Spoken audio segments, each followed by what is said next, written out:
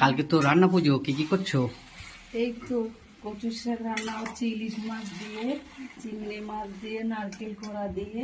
হ্যাঁ, আর এটা কি কচু শাক? এটা কচুর শাক, চিংড়ি মাছ, ইলিশ মাছের মাথা, বাহ বাহ বাহ। নারকেল কোড়া, আচ্ছা। ছোলা। হ্যাঁ, এটা কচুর শাক হচ্ছে। আর আর এটা? এটা হচ্ছে হলো চাল কুমড়ো। এটাও নারকেল দিয়েছি, চিংড়ি মাছ দিয়েছি। এগুলো এই যে হচ্ছে। আর কি করলে?